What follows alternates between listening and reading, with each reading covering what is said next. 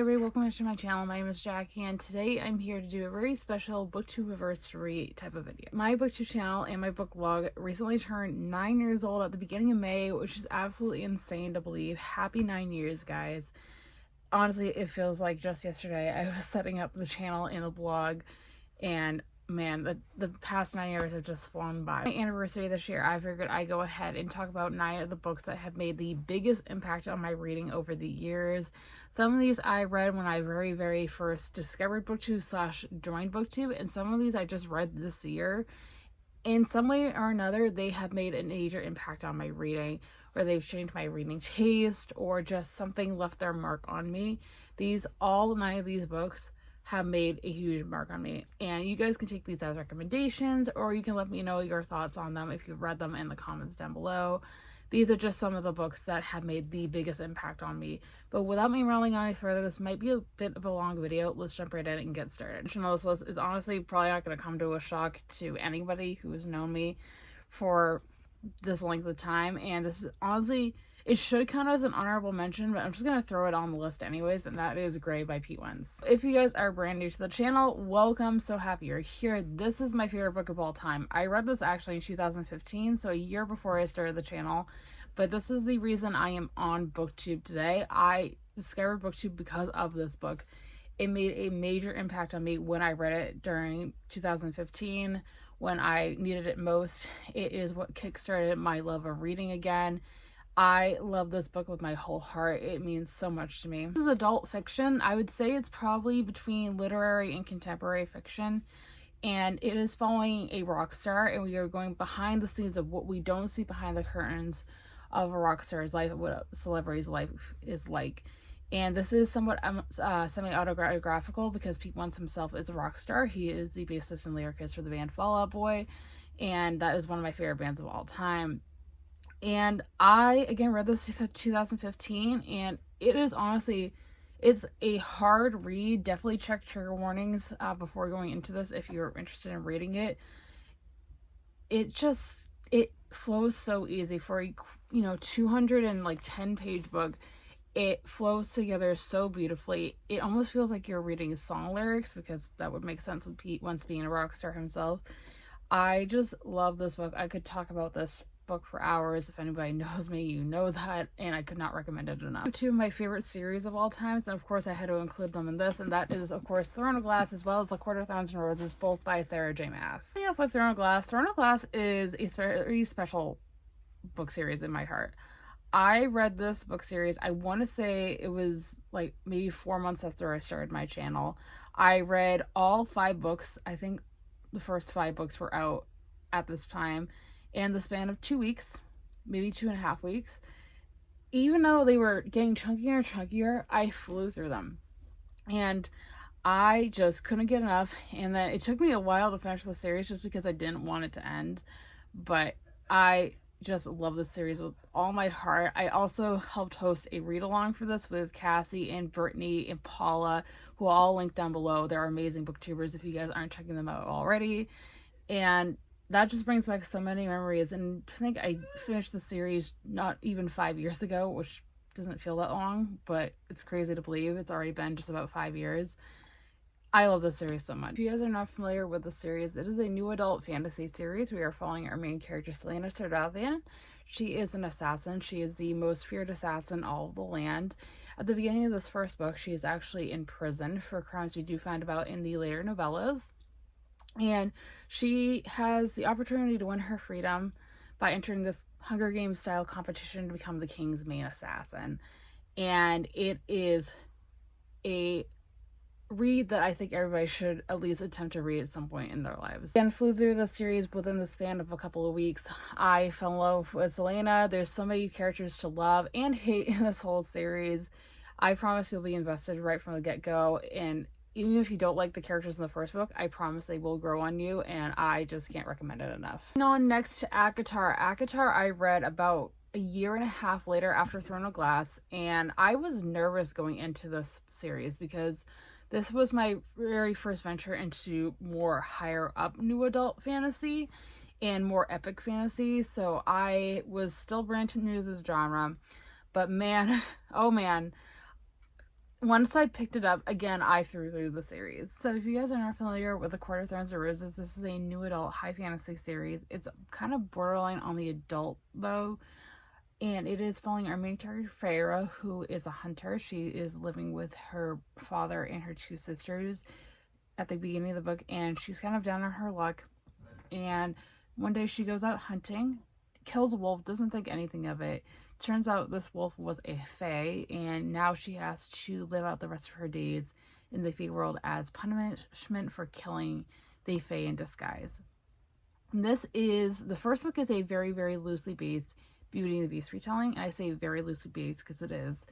And the second book, A Court of Mist and Fury, is a very loosely based Hades and Persephone retelling, so definitely go into these books knowing that. I love this series so much. I could talk again at length about the series for hours and hours and hours. It didn't start off as my favorite of Sarah J Maas's books, but it quickly grew into my favorite, and now I consider it my favorite book series of all time. Sarah J Maas is my favorite author of all time.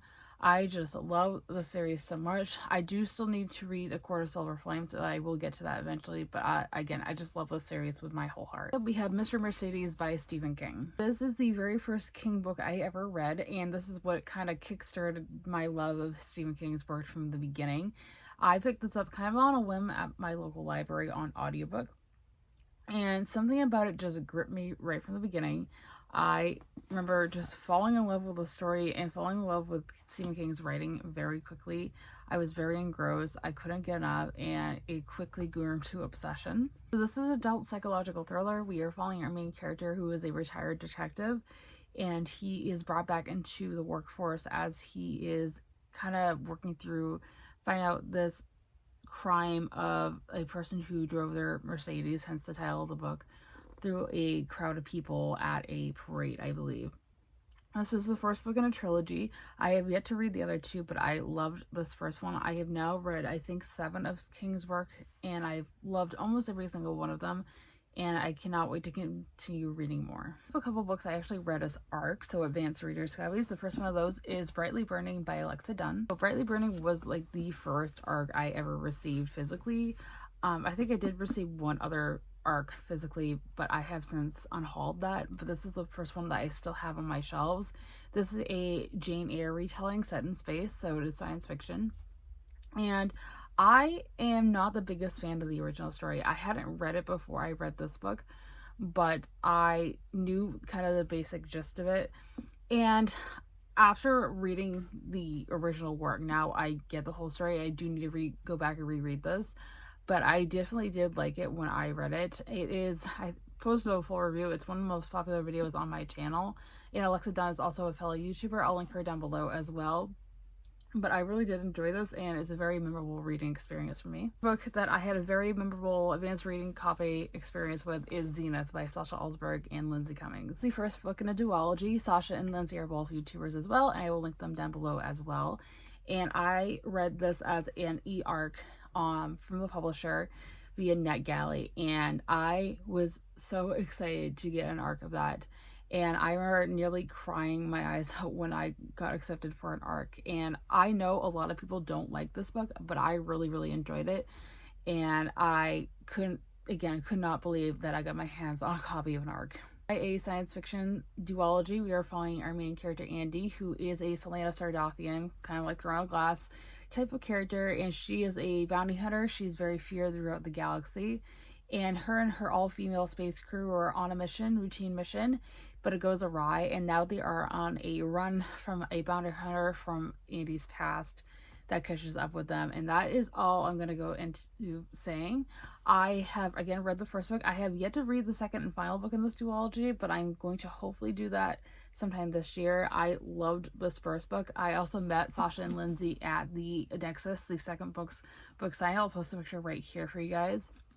I love this series, and I can't wait to read the conclusion of it. We have Legend by Marie Lu. So I'm going to count the entire series when I'm talking about this book, because this is actually, besides Ronald Glass, this is the first series I ever binge read on my channel. I think I read this probably maybe a month or two after I started my channel. It was very early on.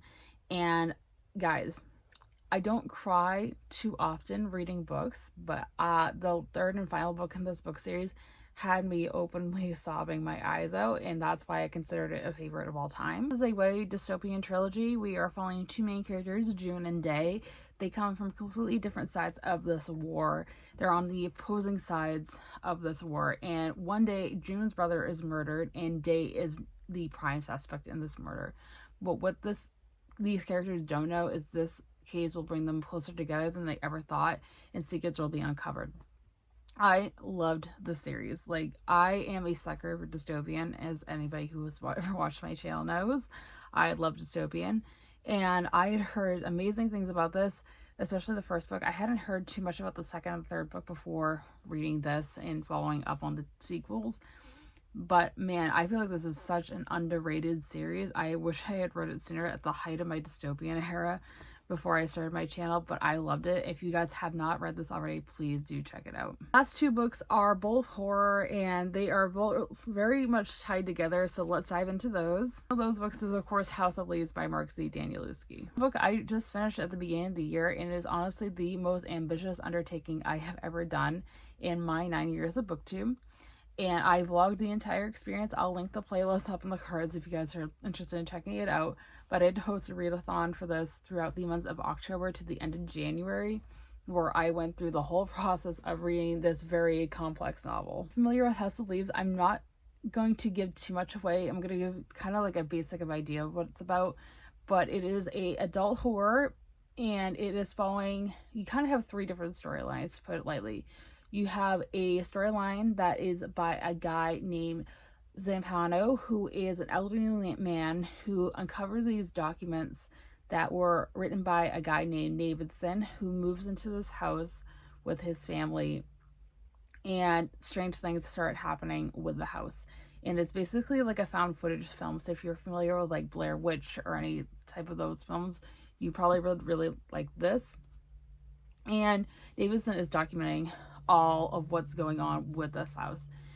In the footnotes of the main story, Davidson's story, we have the footnotes from Zampano, who is commenting, giving like historical background on things that might be tied into the story of what Davidson is telling us. And there's another set of footnotes under Davidson footnotes by this guy named Johnny, who is almost telling his life story, but it somehow crosses into what's going on with the Davidson record, the main storyline. That is basically a basic rundown of it. It is chunky. This is over 700 pages long. It is, again, very complex, where you have some pages that are just written like this. There's other pages where you have footnotes, like I mentioned, and you kind of have to flip back and forth throughout the story with the footnotes. It is a book that will take you a very long time to read, and if you read it, I promise you will not be disappointed. I really, really, really love this. It is one of my favorite books of all time. It was very ambitious to undertake. It took me forever to read, but I'm so glad I did. At least give it a chance, guys. I cannot recommend it more, but I definitely understand why people don't like it, but I loved it. The last book I have to talk about in this video is actually one that I don't have, but is very similar to House of Leaves, and that is We Used to Live Here. This is one I literally just finished in April, and it is, again, something I got recommended because it is very similar to House of Leaves, and I, again, loved it. I am very new to horror. Keep that in mind, guys. This one actually kept me up at night. This one made me actually genuinely scared. It is creepy. It will keep you on the edge of your seat. It will give you the chills.